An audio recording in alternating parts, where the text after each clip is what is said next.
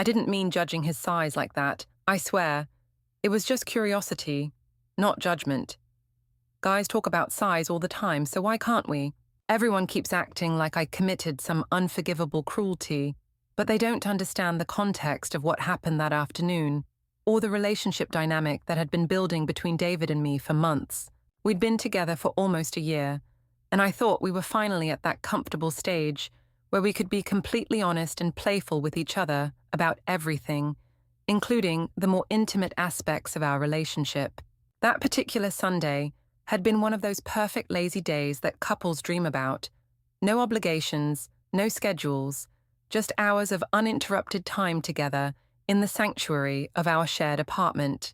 David had made breakfast while I slept in, and we'd spent the morning reading different sections of the newspaper while curled up together on the couch, occasionally sharing interesting articles or funny memes we'd discovered.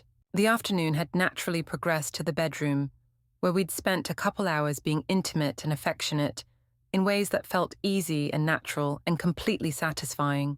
It wasn't earth-shattering or movie-perfect, but it was good.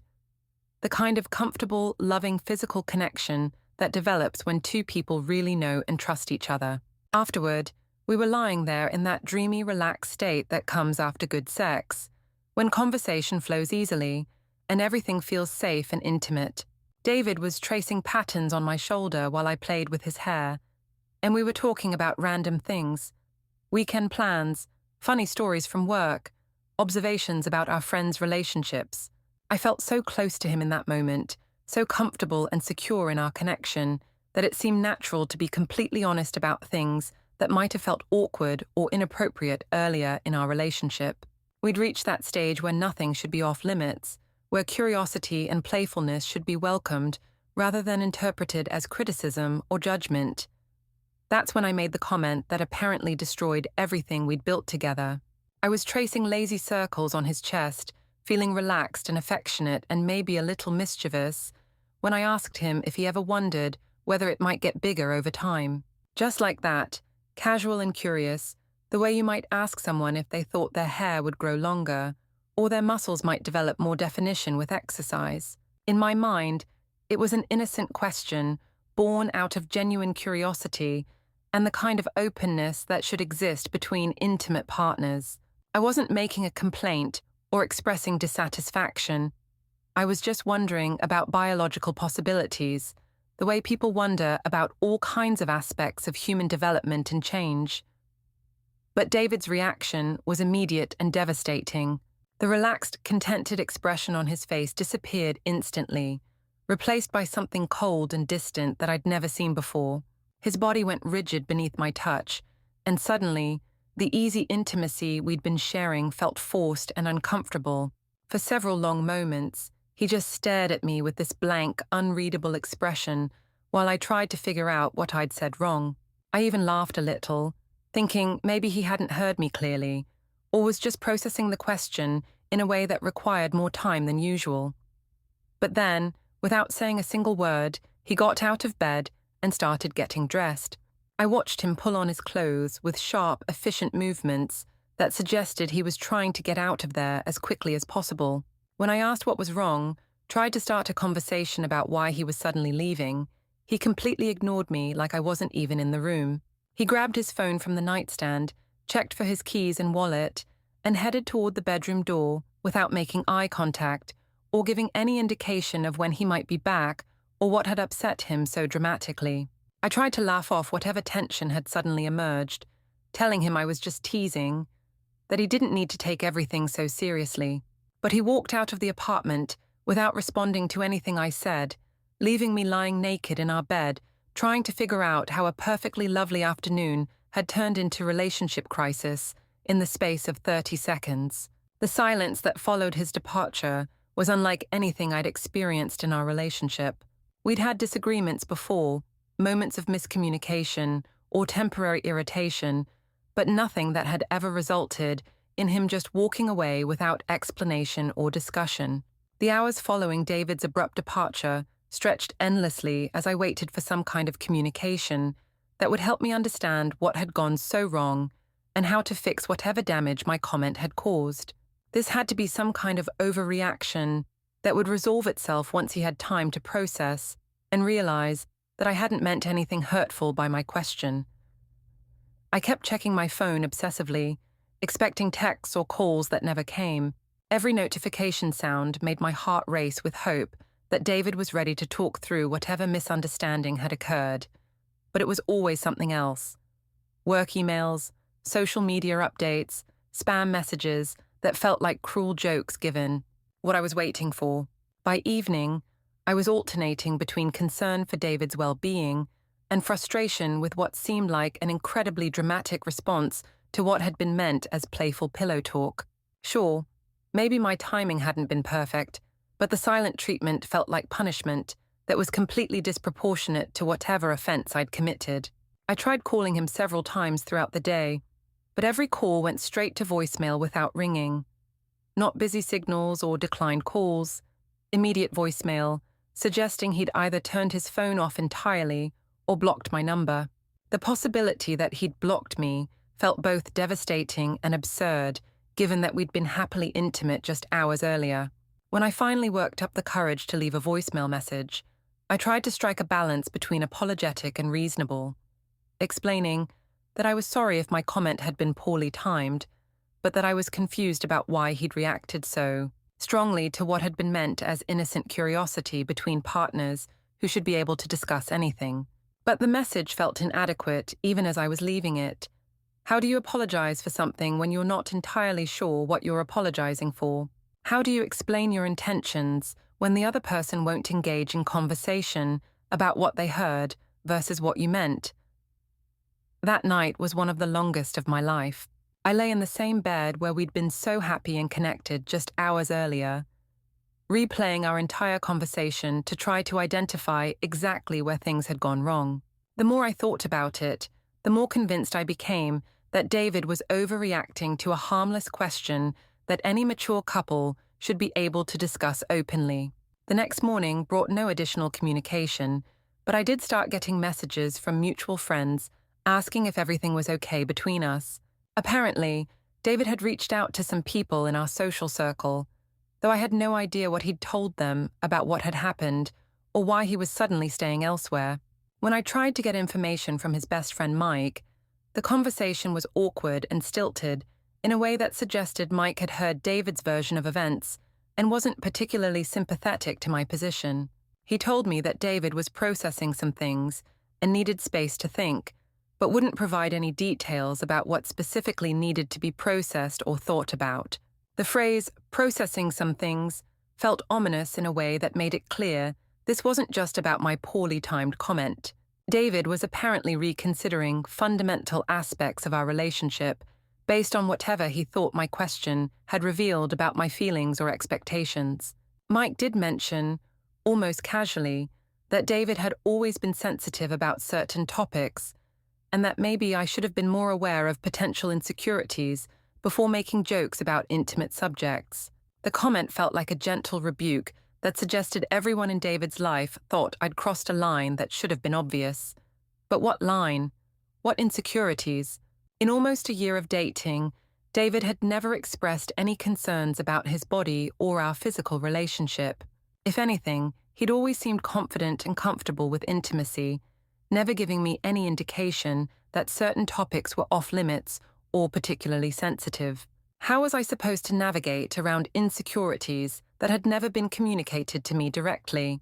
As the days passed without any word from David, I started obsessively analyzing our entire relationship, trying to understand how one comment about biology could have caused such a catastrophic reaction. What I discovered during this painful self-examination was a pattern of behavior that I'd never recognized as problematic while I was living it. My comment about size hadn't happened in a vacuum. It had been the culmination of months of subtle and not-so-subtle comparisons that had probably been chipping away at David's confidence and security in ways I'd been too self-absorbed to notice. Looking back through my own behavior with fresh eyes, I realized I'd been consistently making comments that positioned David as somehow lacking compared to other men I'd been with, not intentionally or maliciously, but with the kind of thoughtless honesty that prioritized my own expression over his emotional well-being.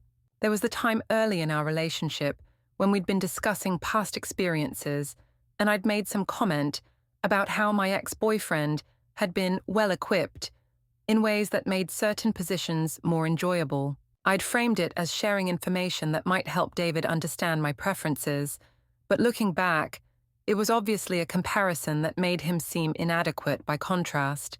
There were the countless times I'd made casual references to other men's bodies, commenting on actors in movies we watched together, making observations about attractive strangers we encountered, sharing details from conversations with friends about their partner's physical attributes. What had felt like confident, sex-positive discussion to me had probably felt like constant evidence that I was thinking about and comparing David to other men.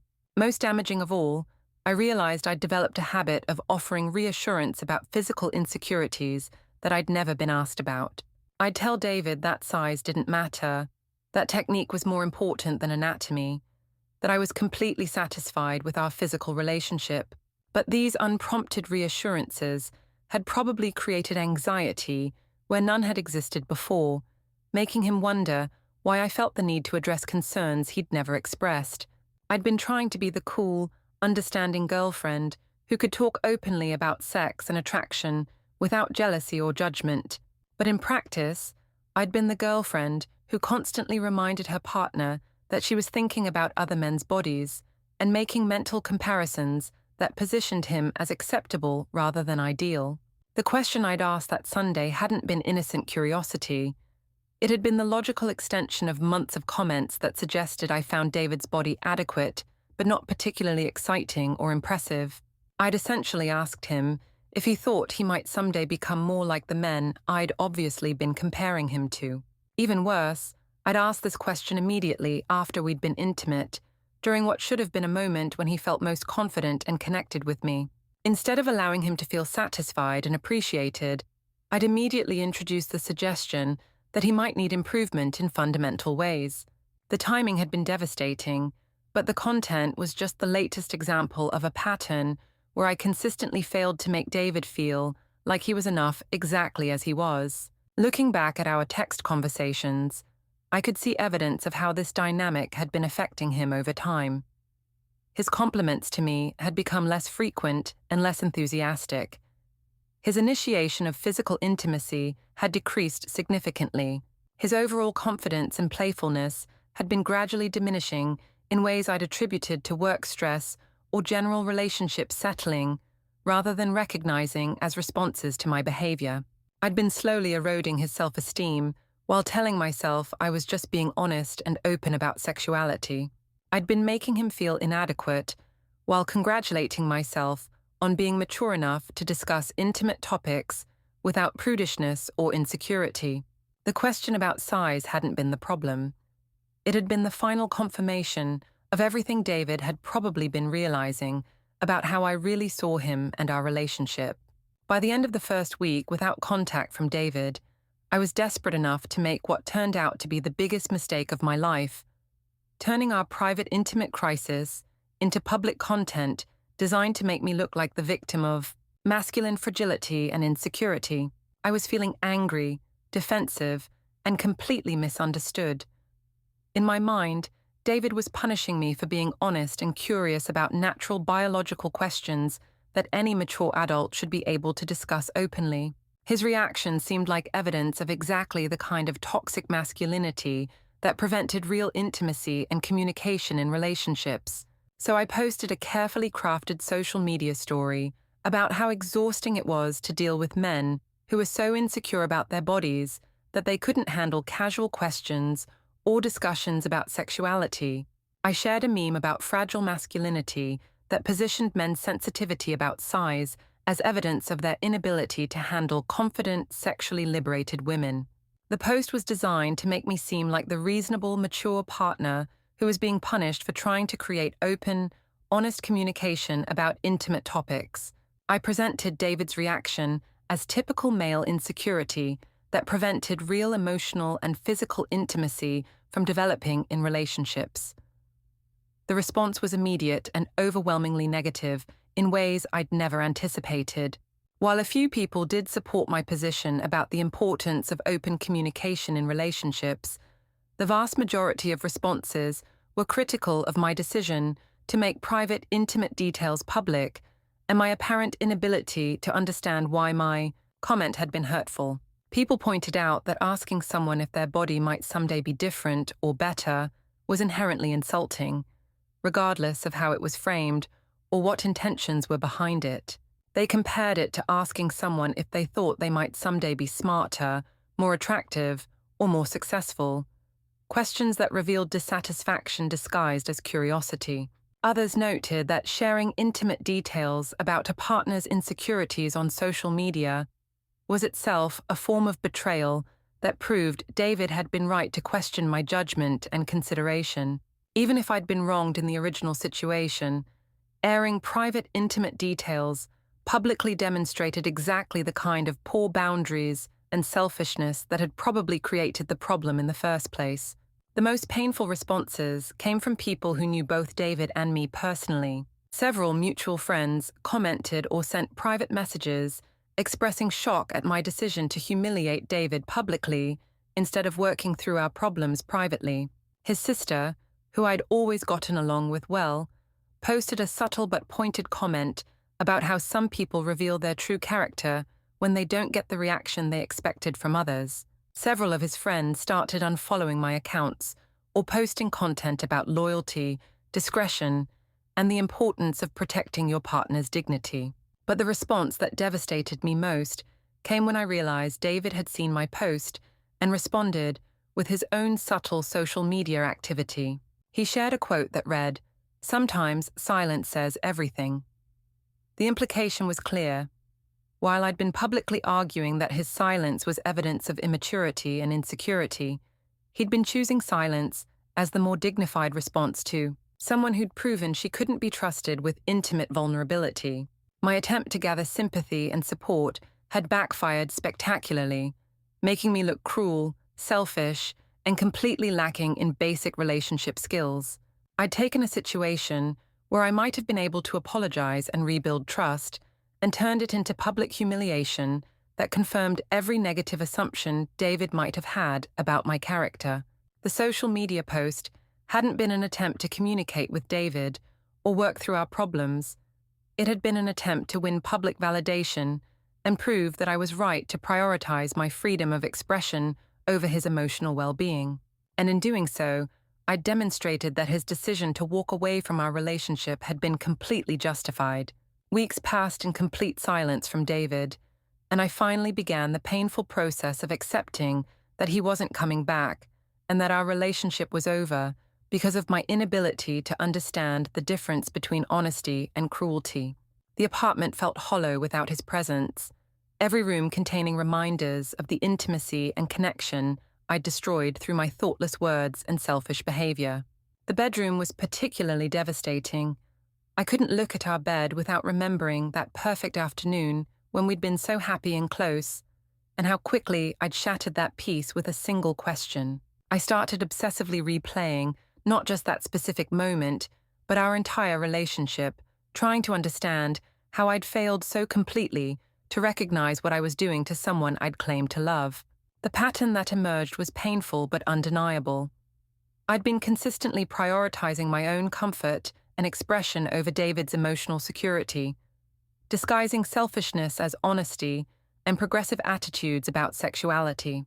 Every conversation we'd had about past relationships, every comment I'd made about other men's bodies, every unprompted reassurance I'd offered about topics he'd never expressed concern about, it all added up to a systematic campaign of making David feel inadequate while congratulating myself on being open and confident. The question about size hadn't been curious or playful, it had been cruel. I'd essentially asked someone I supposedly loved whether he thought his body might someday be good enough for me, during a moment when he should have felt most appreciated and desired. The timing had been devastating, but the content was just the latest example of how I'd consistently failed to create the kind of emotional safety that intimate relationships require. Instead of making David feel cherished and accepted exactly as he was, I'd been making him feel like a placeholder while I fantasized about hypothetical improvements. Looking back at our physical relationship with honest eyes, I could see how my behavior had been affecting his confidence and enthusiasm over time. The frequency of our intimacy had decreased. His willingness to be vulnerable and playful had diminished. His overall joy and satisfaction in our connection had been gradually eroding as I chipped away at his self-esteem without even realizing what I was doing. I'd been so focused on being the kind of woman who could discuss sexuality openly and honestly that I'd forgotten the basic requirement of making your partner feel valued and desired. I'd prioritized appearing mature and confident over actually being kind and considerate. The social media post had been the final confirmation that David had been right about my character and priorities. When faced with the consequences of my behavior, instead of self-reflection and growth, I'd chosen public humiliation and blame-shifting that proved I cared more about being right than about the person I'd hurt. I tried writing apology messages dozens of times, attempting to find words that could somehow communicate how completely I understood what I'd done wrong and how much I'd changed since recognizing my mistakes. But every message felt inadequate and selfish, like another attempt to center my own needs and feelings, rather than respecting his clearly stated boundary. David had chosen silence, not because he was immature or insecure, but because he'd recognized that I wasn't someone who could be trusted with vulnerability and intimate connection. He'd understood something about my character that I'd been too self-absorbed to see myself. The empty side of our bed wasn't just a reminder of his absence. It was evidence of everything I'd lost through my inability to love someone without constantly making them feel insufficient. Some relationships end because people grow apart or discover incompatibilities. Ours ended because I'd systematically destroyed David's confidence and security while telling myself I was being honest and mature. That Sunday afternoon, when I'd asked if he thought his body might get bigger, I'd revealed everything David needed to know about how I really saw him and what our relationship meant to me. His silence had said everything that needed to be said in response.